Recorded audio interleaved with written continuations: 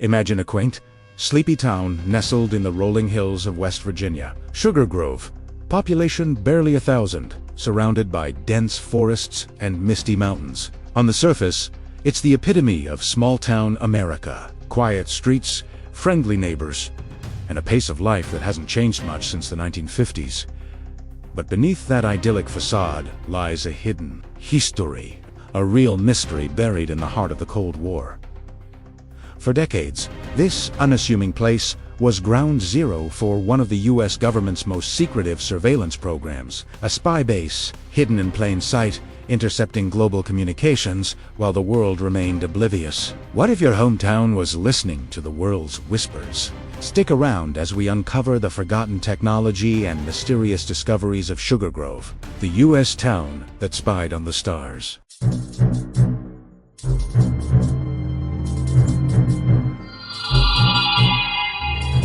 In the late 1950s, as the Iron Curtain divided the world and nuclear tensions simmered, the United States was locked in a silent battle for intelligence supremacy. The Soviet Union was advancing rapidly in rocketry and communications, leaving American spies scrambling for an edge. Enter Project Diana, a seemingly innocent radar experiment in 1946 that bounced radio signals off the moon for the first time. It was a scientific breakthrough.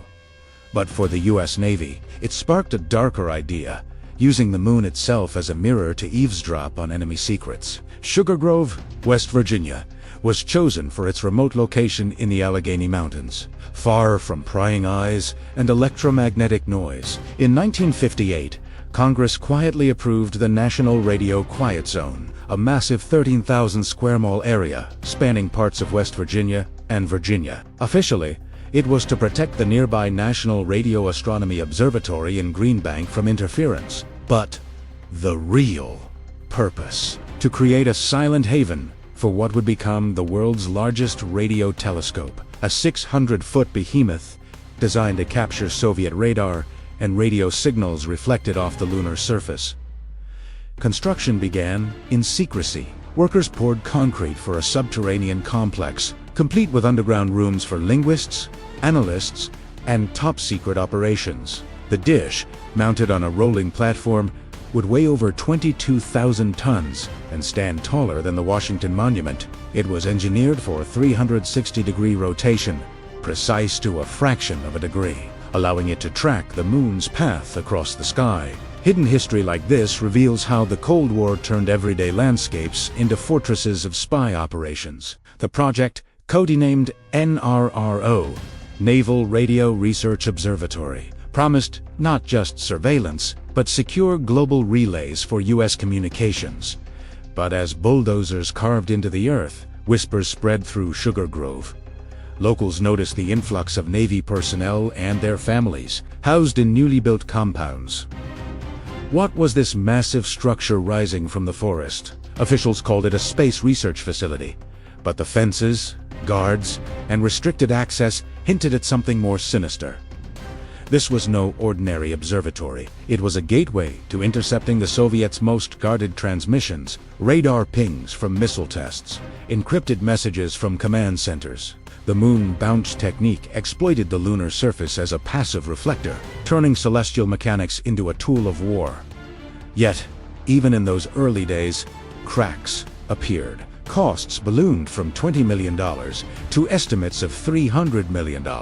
Design flaws emerged as construction outpaced planning. By 1962, with satellites like Sputnik proving space-based reconnaissance superior, the telescope dream was scrapped. Congress halted funding, labeling it a wasteful boondoggle. What remained? A half-built foundation, steel struts jutting from the ground like forgotten relics. But the site wasn't abandoned. Instead, it morphed into something equally covert, setting the stage for decades of hidden surveillance. With the telescope cancelled, Sugar Grove didn't fade into obscurity. The US Navy repurposed the site, activating naval radio station Sugar Grove on May 10, 1969. What rose in place of the giant dish were two massive Wullenweber antenna array, circular behemoths known as elephant cages for their cage-like structures. Completed by November that year, these NFRD-10 arrays spanned hundreds of feet, encircled by poles and wires designed to pinpoint radio signals from across the globe. This was the heart of Sugar Grove's transformation into a full-fledged spy base, part of the ECHELON network, a global surveillance system run by the Five Eyes alliance of the US, UK, Canada, Australia, and New Zealand. The station intercepted international communications entering the eastern United States. Forgotten technology like the Wullenweber allowed triangulation of high-frequency signals, capturing everything from diplomatic cables to military chatter. Additional antennas sprouted. A 60-foot dish for basic intercepts, a 105-foot one with specialized waveguides, and the largest, a 150-foot parabolic receiver. Imagine the scene. Deep in the quiet zone, where cell phones are banned and even microwaves must be shielded, technicians in underground bunkers sifted through waves of data. The base's codename, Timberline, evoked the forested isolation, but its reach was planetary. During the height of the Cold War, it listened for Soviet submarine communications, satellite downlinks, and even early internet precursors tapped from undersea cables. This wasn't passive stargazing. It was active espionage, vacuuming up signals that could tip the balance in a nuclear standoff. The quiet zone amplified the mystery.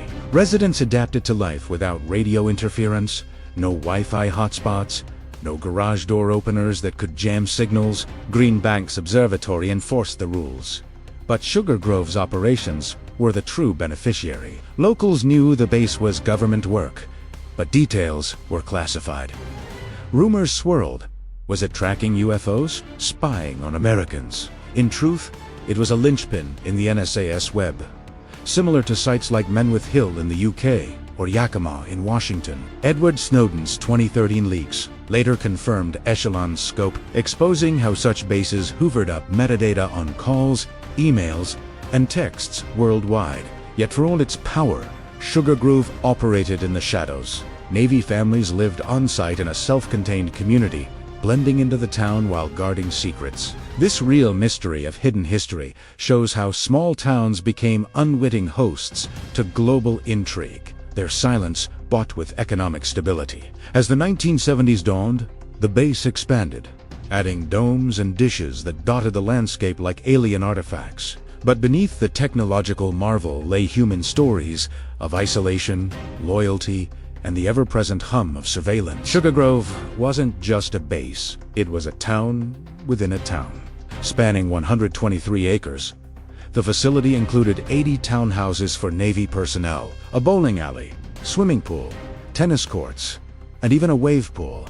Amenities that made it feel like a secluded resort. Fire stations, power generators, and water systems ensured self-sufficiency in the remote mountains. For families stationed there, it was a slice of suburbia amid the wilderness, complete with playgrounds and frisbee golf. But life in this spy enclave had a darker undercurrent. The National Radio Quiet Zone enforced an unnatural silence.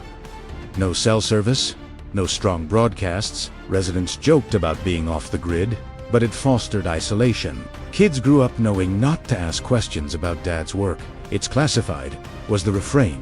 The base employed up to 400 people, injecting vital jobs into Pendleton County's economy. Sugar Grove's population swelled with military transplants, blending with locals who farmed or worked in timber. Mysterious discoveries peppered daily life. Strange humming from the antennas, unexplained blackouts, or the occasional glimpse of massive dishes pivoting skyward. Post 9/11. Security tightened. Recreational areas, once open to townsfolk, were sealed off. The upper base, the NSA's core listening post, remained a forbidden zone. Its underground facilities rumored to house linguists decoding intercepted messages in real time. For locals, the base was a double-edged sword. It brought prosperity. Schools improved. Roads were paved, but at the cost of secrecy. One resident recalled in interviews how the town felt haunted by unspoken truths. When the base was active, it was a source of pride. "We're helping keep America safe," they'd say. But whispers of overreach lingered. Was the surveillance limited to foreign threats, or did it creep into domestic lives? Snowden's revelations in 2013 cracked the facade, linking Sugar Grove to mass data collection. Suddenly, The forgotten technology of the Cold War felt eerily relevant. This chapter of hidden history highlights the human toll. Families relocated every few years, leaving ghost-like echoes in empty homes. Wildlife reclaimed overgrown paths, and the wave pool leaked, symbolizing decay. Yet, the base's presence shaped Sugar Grove's identity, a place where mystery met mundanity, where neighbors might be spies, and where the stars above held more than beauty. As the Cold War thawed in the 1990s, Sugar Grove's role evolved. The Wullenweber arrays, once cutting-edge, age into relics. Satellites and fiber optics rendered moon bounce obsolete, but the base adapted, focusing on intercepting digital signals from undersea cables and satellites. Under Navy Information Operations Command, it remained a vital node in the ECHELON grid, sifting terabytes of data for threats.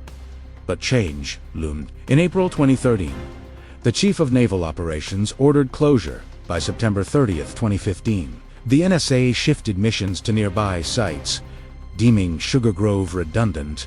Decommissioning was swift.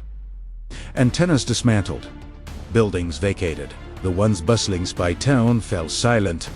Its 123 acres auctioned online. An initial $11.2 million bid in 2016 collapsed. By 2017, it sold for $4 million to investors eyeing a healthcare facility for veterans. Revelations poured out post-closure. Documentaries and leaks painted Sugar Grove as a symbol of unchecked surveillance. Locals, freed from NDAs, shared stories, the underground bunkers, the constant monitoring, the sense that Big Brother was next door. One film captured the town's haunting emptiness: abandoned lawnmowers, chalk drawings on walls, a mascot ram fading on the gym floor.